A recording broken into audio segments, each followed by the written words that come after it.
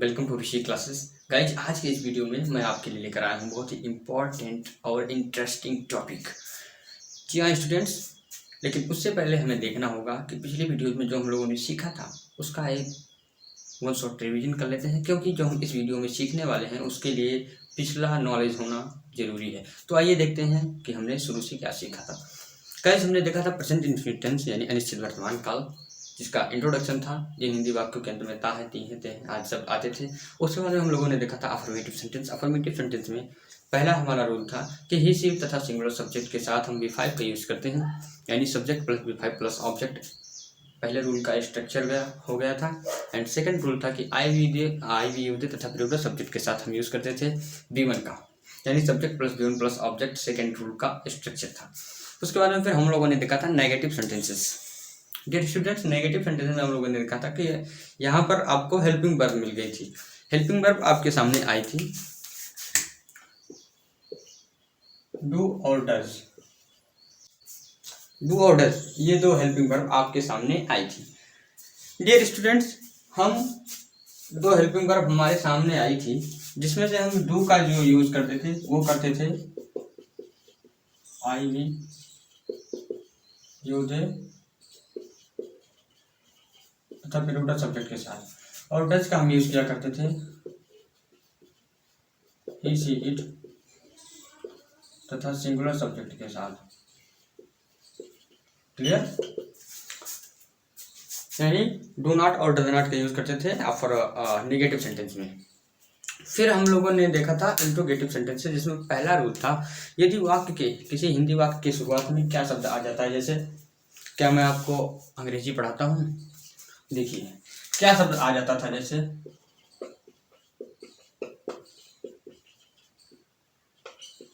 क्या वह विद्यालय जाता है, तो हम जब क्या शब्द आ जाता था वाक्य के शुरुआत में, तो हम जो इसका शुरुआत करते थे वो हेल्पिंग वर्ब डू या डज से करते थे, डू या डज। ओके, जैसे देखिए क्या वह विद्यालय जाता है, does he go to school. यहाँ पर सब्जेक्ट सिंगुलर था यानी ही, तो ही के साथ हमने लगाया था डज। और अगर क्या मैं विद्यालय जाता हूँ, do I go to school. Clear? उसके बाद में सेकंड रूल था इंट्रोगेटिव सेंटेंस का हमारा, कि जब किसी हिंदी वाक्य के अंत में क्वेश्चन वर्ड जैसे कब, कहाँ, कैसे या क्या वाक्य के बीच में आता था। जैसे देखिए मैं कब ऑफिस से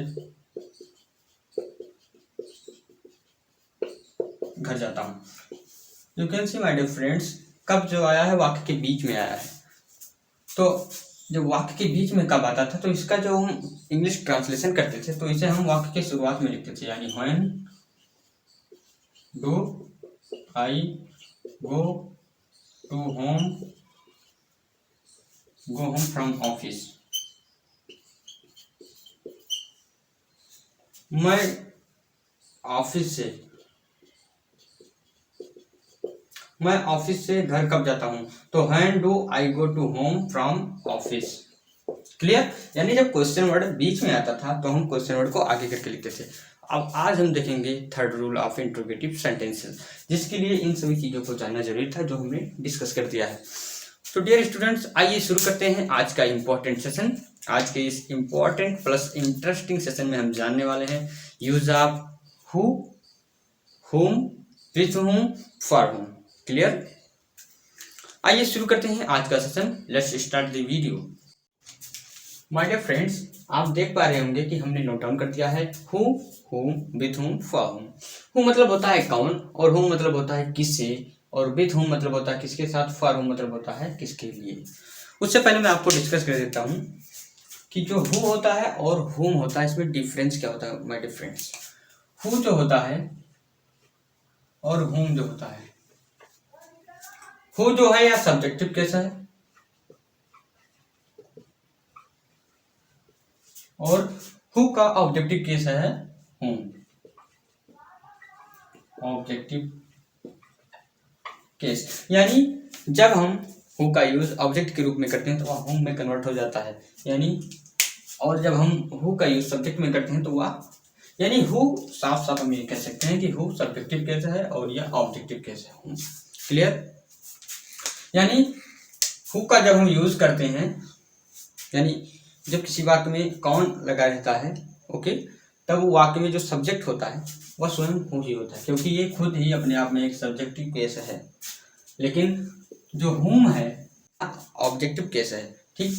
तो इसमें जो होता है सब्जेक्ट रहता है, ठीक, और ये ऑब्जेक्ट अपने आप यानी खुद होता है। क्लियर? तो आइए शुरू करते हैं आज का इंटरेस्टिंग सेशन। मेरे फ्रेंड्स, हु और हुम विथ हुम फॉर हुम, यानी हु का रोल जो है ये डिफरेंट है इन तीनों के अलावा, ठीक। तो पहले हम हु का अलग सेपरेट देख लेते हैं, उसके बाद में फिर इन तीनों को हम देखेंगे। हु का जो स्ट्रक्चर होता है मेरे फ्रेंड्स,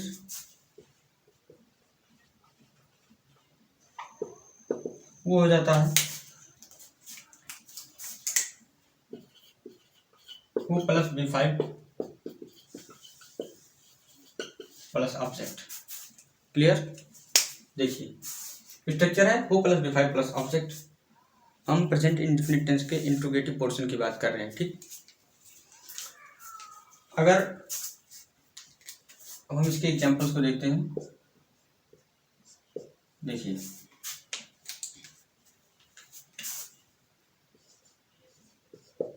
हमें अंग्रेजी कौन पढ़ाता है, हमें अंग्रेजी कौन पढ़ाता है। डियर स्टूडेंट, हमने आपको सब्जेक्ट ढूंढने के लिए बताया है, यानी सब्जेक्ट कैसे ढूंढते हैं, ऑब्जेक्ट कैसे ढूंढते हैं, वर्ब कैसे पता चलता है, सब कुछ, ठीक। आप ढूंढ कर बताइए कि सब्जेक्ट इसमें क्या है। देखिए हमें अंग्रेजी कौन पढ़ाता है, वर्ब हो गया आपका पढ़ाना। वर्ब से पूछिए कौन पढ़ाता है, तो कौन पढ़ाता है, तो यहाँ पर उत्तर में ही आया, यानी आंसर में ही आता है कौन पढ़ाता है, यानी यही हमारा कौन ही है जो हेल्पिंग वर्ब के रूप में आया है, यही हमारा सब्जेक्ट है। क्लियर? और किसे पढ़ाता है, यानी हो गया हमारा ऑब्जेक्ट। आपको मिल गया सब्जेक्ट वर्ब ऑब्जेक्ट। चाहिए क्या?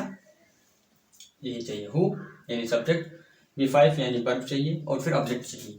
तो हमें सबसे पहले लिखना है क्या, हु, फिर V5 यानी पढ़ाना। पढ़ाना का होता है टीच। V5 मतलब होता है कि वर्ब की फर्स्ट फॉर्म में यस या यस लगाना ही V5 होगा, ठीक। तो यहाँ पर लग गया यस। हु टीच, कौन पढ़ाता है। अब देखिए हमें, किसे पढ़ाता है, हमें, तो हु टीच अस। अब क्या पढ़ाता है, English. Who teach us English. Clear? आइए देखते हैं सेकंड एग्जांपल।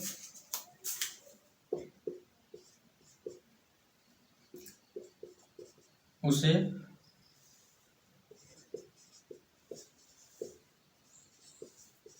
या किताबें कौन देता है, उसे या किताबें कौन देता है। मेरे फ्रेंड्स, यहाँ पर भी आया है आपका कौन, जो कि खुद है सब्जेक्ट, ठीक। फिर आ गया कौन किसे देता है, उसे, ये हो गया आपका ऑब्जेक्ट। देना हो गया वर्ब। आपको मिल गया सब्जेक्ट वर्ब ऑब्जेक्ट। हमें लिखना सबसे पहले हु लिख देते हैं, यानी हु। फिर लिखना है V5। देना का होता है गिव, इसमें लग गया यस, हो गया V5। तो हु गिव्स, अब किसे देता है, हमें लिखना है object. Who gives him, who gives him. उसे कौन देता है, अब क्या देता है, यह किताबें, यानी these books. Who gives him these books. आइए देखते हैं एक एग्जांपल और हु का। देखिए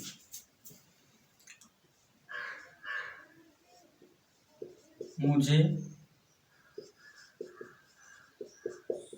विद्यालय में कौन बुलाता है, मुझे विद्यालय में कौन बुलाता है। माय डियर फ्रेंड्स, मुझे विद्यालय में कौन बुलाता है, यहाँ पर भी आप देखिए मुझे किसे बुलाता है, मुझे यानी हो गया ऑब्जेक्ट, किसे बुलाता है, यानी ये देखिए कौन बुलाता है, यानी यही हो गया आपका सब्जेक्ट, बुलाना हो गया वर्ब। आपका क्लियर हो गया सब्जेक्ट वर्ब ऑब्जेक्ट। यानी हमने आपको बताया था कि आप हम पहले यूज करते हैं यहाँ पर हु, तो हम तुरंत लिख देते हैं हु। फिर बुलाना का होता है कॉल, यानी V1, और V5 बनाना यानी इसमें लगा दिया यस, यानी हु कॉल्स। अब किसे बुलाता है, मुझे, यानी मी। Who calls me. अब कहाँ बुलाता है, विद्यालय में, यानी in the school, who call me in the school, ये गलत हो जाएगा आपका, क्योंकि हमें यूज करना है V5, यानी who calls me in the school. Clear. अब आइए देखते हैं whom, with whom और for whom, जिसका सेपरेट यानी अलग रूल है। मेरे फ्रेंड्स, मैंने ये स्ट्रक्चर नोट डाउन कर दिया है। whom plus whom, for whom, with whom plus does plus subject plus verb plus object.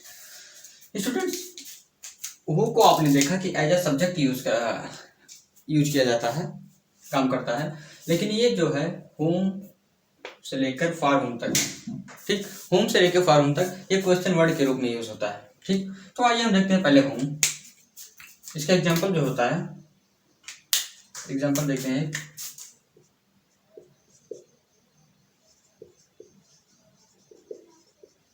अध्यापक किसे पढ़ाते हैं। अध्यापक किसे पढ़ाते हैं। Students, you can C in this sentence किसे, जो कि मीनिंग है whom का। ठीक, तो हम सबसे पहले यहाँ पर स्ट्रक्चर में बना हुआ है कि हम whom, for whom या with whom लिखें, फिर डू फिर subject plus verb plus object लिखें। तो हम सबसे पहले लिखते हैं whom। ठीक, अब देखिए इसमें सब्जेक्ट क्या है, अध्यापक किसे पढ़ाते हैं। सब्जेक्ट हमारा है अध्यापक, ठीक, पढ़ाना हो गया वर्ब, और ये क्वेश्चन वर्ड मिल गया किसे, यानी whom। अब देखिए हम सब्जेक्ट के अकॉर्डिंग लगाएंगे डू या डज, यानी अध्यापक सिंगुलर है, यानी कि टीचर, whom डू नहीं, डज द टीचर, फिर लगाना हमको गिवन यानी टीच,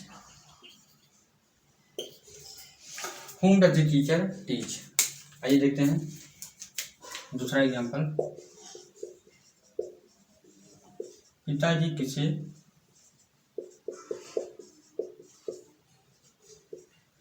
रोज डांटते हैं। पिताजी किसे रोज डांटते हैं। यहाँ पर देखिए किसे आया है, यानी हम चुपचाप लगा देंगे यहाँ पर हूँ। ठीक, पिताजी रोज, यहाँ पर कौन डांटते हैं, सब्जेक्ट हो गया पिताजी, ठीक, डांटना हो गया वर्ब। पिताजी सिंगुलर, यानी यहाँ पर लग गया डज, तो whom does the father, subject,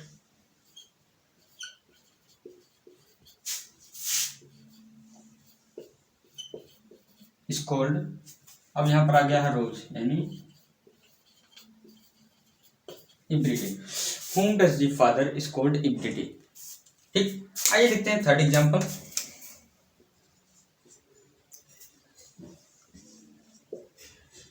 वे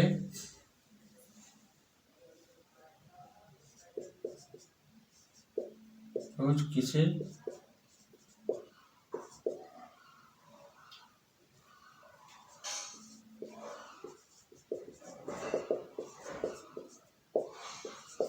वे रोज किसे बुलाते हैं।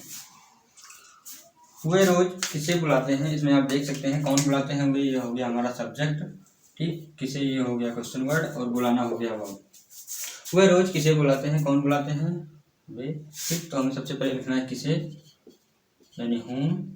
अब वे जो है वो प्लूरल है, यानी whom do they call everyday. whom do they call, यानी वे किसे बुलाते हैं। अब यहाँ पर आ गया है रोज, यानी एवरीडे। ठीक, डियर फ्रेंड्स, आशा करता हूँ कि आपको यूज ऑफ whom अच्छे से क्लियर हो गया होगा। अब आइए देखते हैं विथ whom। विथ whom और फॉर whom से थोड़ा सा डिफरेंस है इसमें। इसके एग्जांपल्स इस प्रकार होते हैं, जैसे मैं किसके साथ घर जाता हूँ। इसमें किसके साथ लगा हुआ होता है, जो मैंने बताया विथ whom का हिंदी मीनिंग होता है किसके साथ। अब देखिए किसके साथ सबसे पहले हमें लिखना है विथ whom सबसे आगे, तो इसे हम सबसे पहले आगे लाएंगे, लेकिन उससे पहले हम खोजेंगे इस सब्जेक्ट क्या है। मैं किसके साथ घर जाता हूँ, जाना हो गया आपका वर्ब, ठीक, कहाँ जाते हैं, घर, ऑब्जेक्ट। मैं कौन जाता है, मैं, ये हो गया आपका सब्जेक्ट। सबसे पहले हमें लिखना है विथ होम, तो यहाँ पर हम लिखते हैं विथ होम। ठीक, अब मैं के साथ लगता है डू, यानी विथ होम डू आई, हमें लिखना है subject. With whom do I B1 फिर object, do I go to house. Clear, मैं किसके साथ घर जाता हूँ, with whom do I go to house. देखते हैं सेकंड एग्जांपल।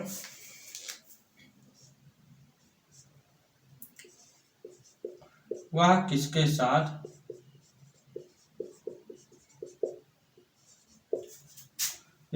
खेलता है।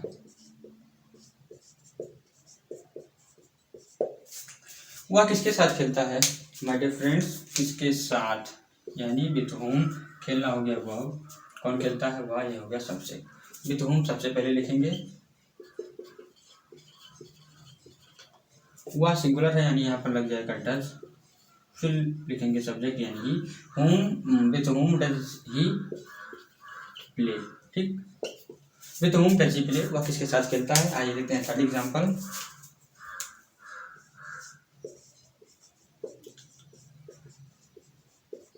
वह किसके साथ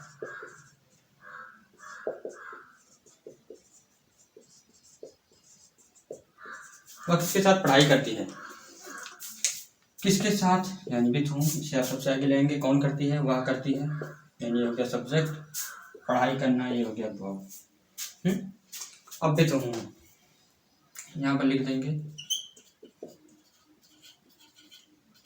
उसके बाद में सब्जेक्ट हमारा है सी के साथ लगता है डज, यानी विथ होम डज फिर सब्जेक्ट सी, फिर लगाएंगे B1 यानी पढ़ाई करना यानी study. With whom does C study, वह किसके साथ पढ़ाई करती है। मेरे फ्रेंड्स, वाक्य में जब किसके साथ आए तो हम विथ होम का यूज करेंगे, और अगर देखिए तो हम विथ होम का यूज करेंगे। अब आइए जानते हैं हम फॉर होम के बारे में। मेरे फ्रेंड्स, आइए जानते हैं फॉर होम, जिसका हिंदी में मीनिंग होता है किसके लिए। जैसे देखिए एग्जांपल है इसका पहला,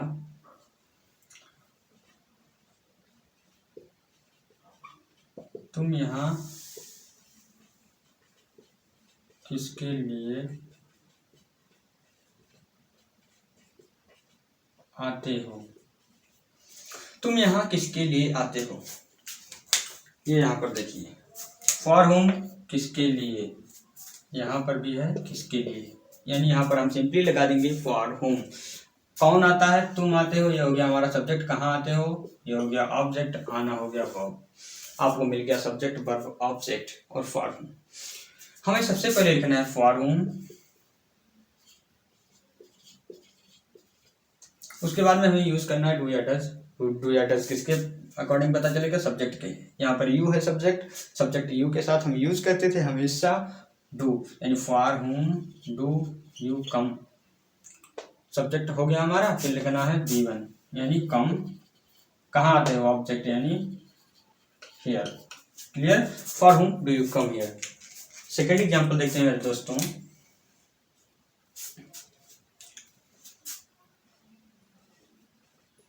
वह चाय किसके लिए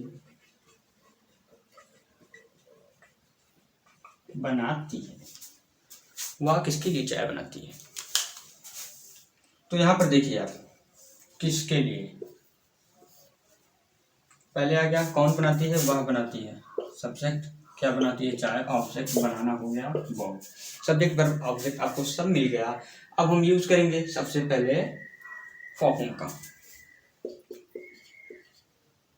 यहाँ पर देखिए फॉर होम, ठीक, फिर लगाएंगे डू या डज किसके अकॉर्डिंग, वह, यानी यहाँ पर सी है, सी के साथ लगता है डज, यानी for whom does she coffee बनाना, यानी वह चाय किसके लिए बनाती है, यानी for whom does she make tea. ठीक, for whom does she make tea, वह चाय किसके लिए बनाती है। आइए देखते हैं थर्ड एग्जाम्पल।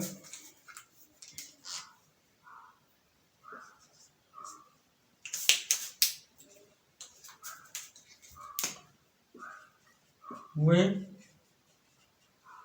किसके लिए पढ़ाई करते हैं, वे किसके लिए पढ़ाई करते हैं। फॉर हुम सिंपली कौन करते हैं, वे करते हैं। यह हो गया सब्जेक्ट, पढ़ाई करना, यह हो गया वर्ब। आपको मिल गया सब्जेक्ट वर्ब, ठीक, और ऑब्जेक्ट भी। देखिए ऑब्जेक्ट तो इसमें नहीं है, लेकिन सब्जेक्ट है आपका, वर्ब है। अब यहाँ पर देखिए किसके लिए, यानी सबसे पहले हम यूज कर लेंगे फॉर हुम का। फॉर हुम का यूज करने के बाद हमें लगाना है डू या डज। तो यहाँ पर वे यानी प्लूरल है, प्लूरल के साथ लगता है डू। यानी फॉर हुम डू, सब्जेक्ट है दे, फॉर हुम डू। अब देखिए गिवन यानी पढ़ाई करना का स्टडी, क्योंकि ऑब्जेक्ट इसमें नहीं है, यानी स्टडी के बाद question mark. For whom do they study, वे किसके लिए पढ़ाई करते हैं। माय डियर फ्रेंड्स, आशा करता हूँ कि आपको यह वीडियो बहुत ही पसंद आया होगा और यह बहुत ही इम्पोर्टेंट चीज़ है। आपको यह वीडियो अगर एक बार में नहीं याद होता है, नहीं लर्न होता है, ठीक से आप नहीं समझ पाते, तो प्लीज़ इस वीडियो को दोबारा देख लें, लेकिन देख जरूर लें, क्योंकि यह वीडियो बहुत ही इम्पोर्टेंट है।